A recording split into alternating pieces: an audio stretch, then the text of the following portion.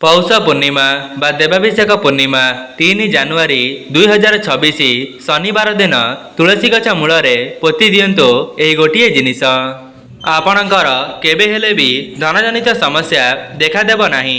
जो माने ऋण करजरे बुड़ी जाइछन्ति किंबा धनजनित समस्यार सामना करुछन्ति एक मास मध्यरे सेमानकर समस्त ऋण करज सुझीजिबा सहित सेमानक निकटको धन आसीबार मार्ग खोलिजिब एवं माँ लक्ष्मींकर स्थिरवास मध्य सेमानक घरे सदासर्वदा हेब।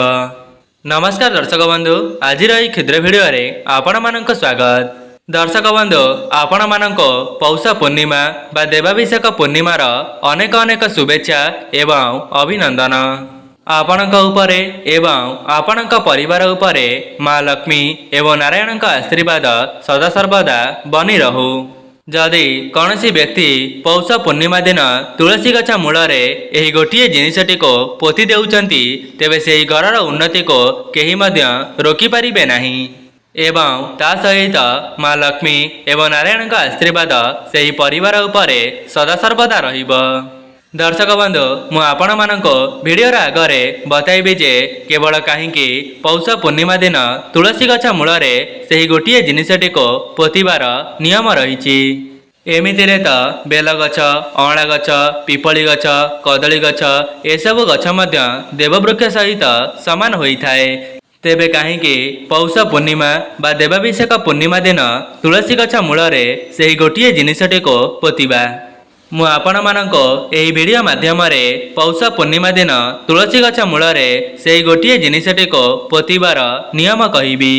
आपण को केवल पौष पूर्णिमार रात्रि पूर्वर आपणक तुलसी गछ मूल से गोटे जिनसटी को पोतिबार अछि।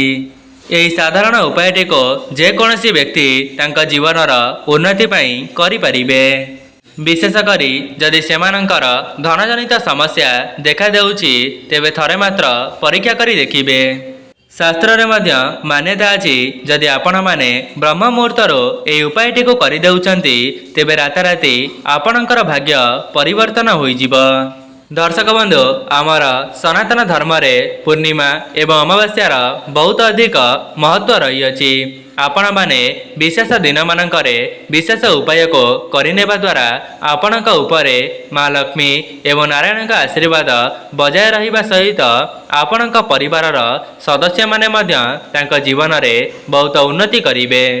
दर्शक बंधु, जदि आपण मानक द्वारा संभव हेउछि तेबे पौष पूर्णिमा दिन कौनसी गरीब गुरुबा किंबा दुखी दरिद्र लोक माननको किछि साहाय्य करंतो, नचेत किछि खाद्य खाइबा पई दियंतो एवं पौष पूर्णिमार रात्रि पूर्वर आपणक तुलसी गछ मूल से गोटे जिनसटी को पोति दियंतो। देखिबे आपणक जीवनर दुख दारिद्रता खूब कम समय मध्य दूर होइजिब। दर्शक बंधु, आपण मानक अनुरोध भिडियोटी को स्किप न करी शेष पर्यंत निश्चय देखंतु। भिडियोर आगरे आपण माने से गोटे जिनिस विषय रे जानिबा पई पाइबे। सेथिपाई भिडियोटी को स्किप न करी शेष पर्यंत निश्चय देखंतु, जहा द्वारा आपण माने एही उपायटी को बहुत भल भावरे बुझी पारिबे एवं एही उपायटी को करिनेबा द्वारा आपणक भाग्य रे उन्नति आसीब।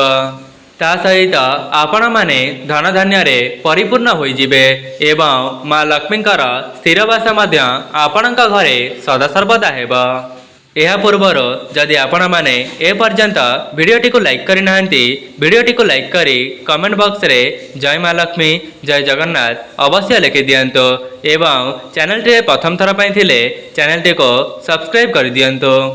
मनुष्य जीवन रे कर्म जेतिकी आवश्यक होइथाए ठीक सही परी धर्म मध्य सेतिकी आवश्यक होइथाए। व्यस्त बहुल जीवन मध्य समस्ते तो कर्म करिथांती किंतु धर्म करिबा पई सेमानक पाखरे समय न थाए। सेथिपाई जदि आमे किछि पुण्य करिबा नाही तेबे कर्मर फल मध्य आमको मिलि पारिबो नाही। दर्शक बंधु, भगवानकर आशीर्वाद आपणक उपरे रहिबा बहुत आवश्यक अटे। जो व्यक्ति उपरे ईश्वरंकर आशीर्वाद रही जाइथाए से व्यक्ति ता जीवन रे बहुत उन्नति करने सहित तार परिवारटी को खुशी रे रखि पारिथाए। ତେବେ ଆସନ୍ତୁ ଜାଣିବା ପୌଷ ପୂର୍ଣ୍ଣିମା ବା ଦେବାଭିଷେକ ପୂର୍ଣ୍ଣିମା ଦିନ ତୁଳସୀ ଗଛ ମୂଳରେ ଏମିତି କେଉଁ ଜିନିଷକୁ ପୋତିବା ଦ୍ୱାରା ମା ଲକ୍ଷ୍ମୀ ଆପଣଙ୍କ ଘରେ ସ୍ଥିର ଭାବରେ ବାସ କରିବେ। ଦର୍ଶକ ବନ୍ଧୁ, ଯେମିତିକି ଆପଣମାନେ ଜାଣିଛନ୍ତି ଆମର ସନାତନ ଧର୍ମରେ ପୂର୍ଣ୍ଣିମାର ବହୁତ ଅଧିକ ମହତ୍ତ୍ୱ ରହିଥାଏ। ଯଦି ଆପଣମାନେ କୌଣସି କାର୍ଯ୍ୟଟିକୁ କରିବା ପାଇଁ ମନସ୍ଥ କରିଥିଲେ ତେବେ ଆପଣମାନେ ପବିତ୍ର ପୂର୍ଣ୍ଣିମା ପରଠାରୁ ସେହି କାର୍ଯ୍ୟଟିକୁ କରିବା ଆରମ୍ଭ କରିଦିଅନ୍ତୁ। ଏପରି କରିବା ଦ୍ୱାରା ସେଥିରୁ ଆପଣଙ୍କୁ ଅତ୍ୟନ୍ତ ଶୁଭ ଫଳ ଦେଖିବା ପାଇଁ ମିଳିବ। ଆଜ୍ଞା ହଁ ଦର୍ଶକ ବନ୍ଧୁ, ଯଦି ଆପଣମାନେ କୌଣସି ଶୁଭ କାର୍ଯ୍ୟକୁ କରିବା ପାଇଁ ମନସ୍ଥ କରିଥିଲେ ତେବେ ପୌଷ ପୂର୍ଣ୍ଣିମା ଠାରୁ ସେହି କାର୍ଯ୍ୟଟିକୁ କରିବା ଆରମ୍ଭ କରିଦିଅନ୍ତୁ। ଦେଖିବେ ମା ଲକ୍ଷ୍ମୀ ଏବଂ ନାରାୟଣଙ୍କ ଆଶୀର୍ବାଦରୁ ଆପଣଙ୍କର ସେହି କାର୍ଯ୍ୟଟି ଶୁଭମଙ୍ଗଳ ହେବ। ଦର୍ଶକ ବନ୍ଧୁ, କ'ଣ ଆପଣମାନେ ଜାଣିଛନ୍ତି ମା ଲକ୍ଷ୍ମୀ ଆପଣଙ୍କ ଘରର କେଉଁ ଜାଗାରେ ବାସ କରିଥାନ୍ତି? ତେବେ ମୁଁ ଆପଣମାନଙ୍କୁ କହି ରଖୁଛି, ମା ଲକ୍ଷ୍ମୀ ଆପଣଙ୍କ ଘରର ତୁଳସୀ ଗଛରେ ବାସ କରିଥାନ୍ତି। ଯେଉଁ ଜାଗାଟି ଅଧିକ ସଫାସୁତୁରା ରହିଥାଏ ତା ସହିତ ଆପଣଙ୍କ ଶିଳପୁଆରେ ମଧ୍ୟ ମା ଲକ୍ଷ୍ମୀ ବାସ କରିଥାନ୍ତି। ଯେହେତୁ ଶ୍ରୀ ନାରାୟଣଙ୍କ ତୁଳସୀ ପତ୍ର ଅତ୍ୟନ୍ତ ପ୍ରିୟ ହୋଇଥାଏ, ସେଥିପାଇଁ ମା ଲକ୍ଷ୍ମୀ ଏବଂ ନାରାୟଣ ତୁଳସୀ ଗଛରେ ନିବାସ କରିଥାନ୍ତି। ଯେହେତୁ ଶ୍ରୀ ନାରାୟଣଙ୍କ ତୁଳସୀ ପତ୍ର ଅତ୍ୟନ୍ତ ପ୍ରିୟ ହୋଇଥାଏ, ସେଥିପାଇଁ ତୁଳସୀ ଗଛରେ ମା ଲକ୍ଷ୍ମୀ ଏବଂ ନାରାୟଣ ନିବାସ କରିଥାନ୍ତି।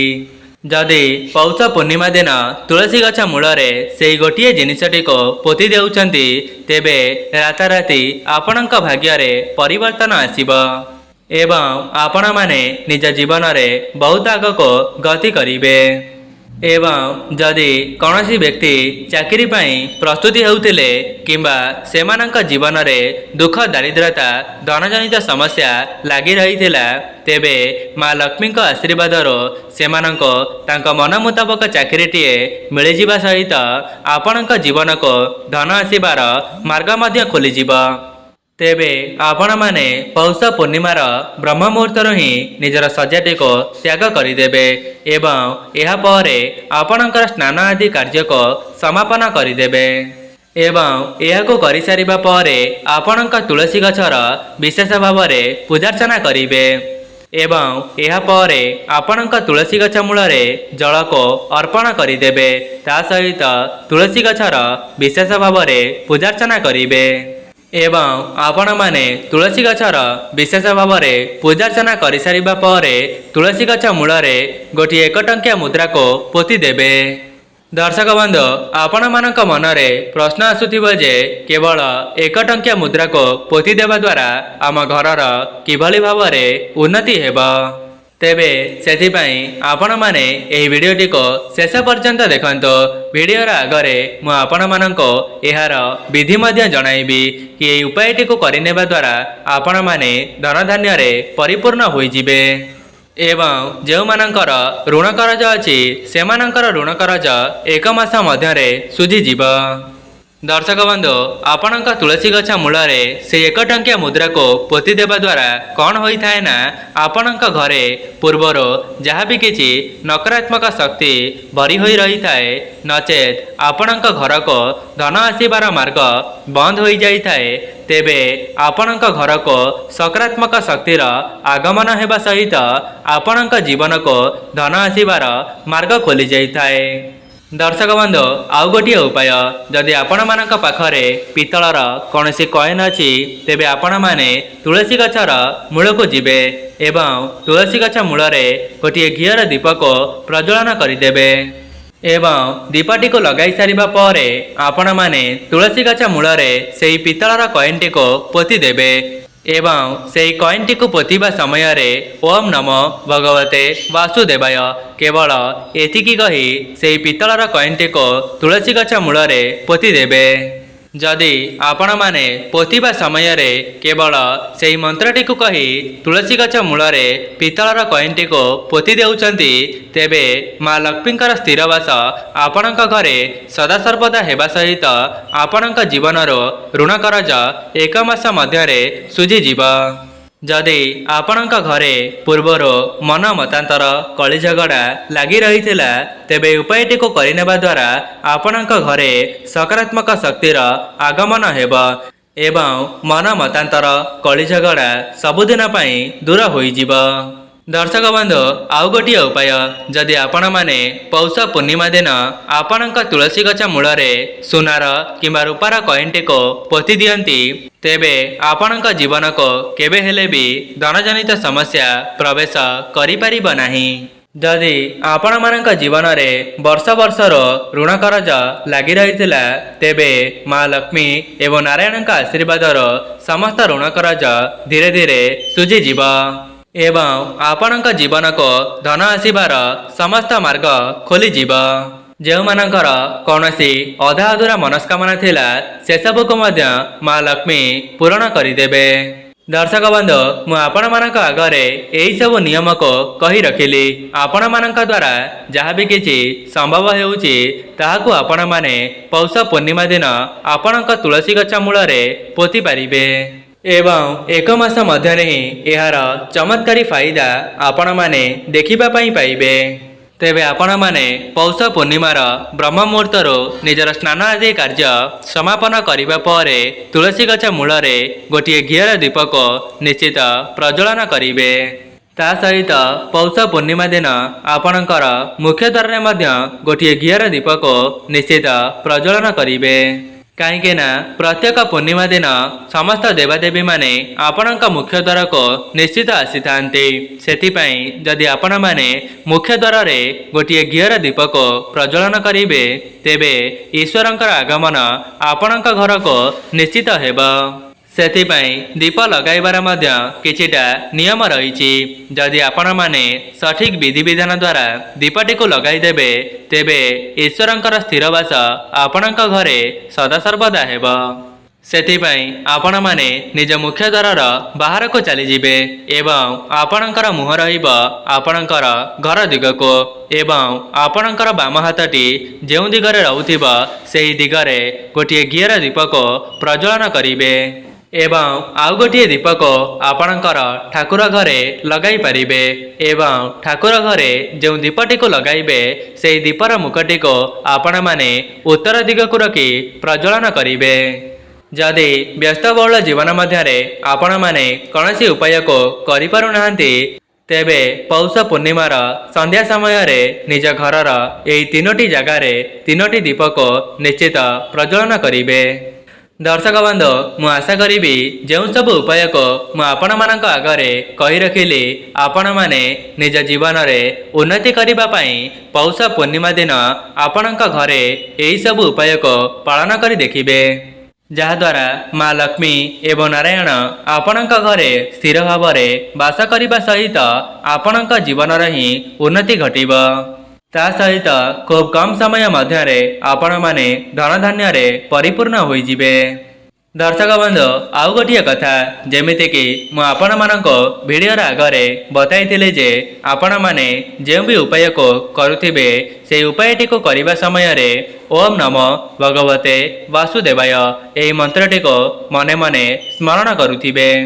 जदि आपणक द्वारा संभव हेउछि तेबे पौष पूर्णिमार संपूर्ण दिन मध्य एही मंत्रटी को 108 थर जप करिबा पई चेष्टा करंतु।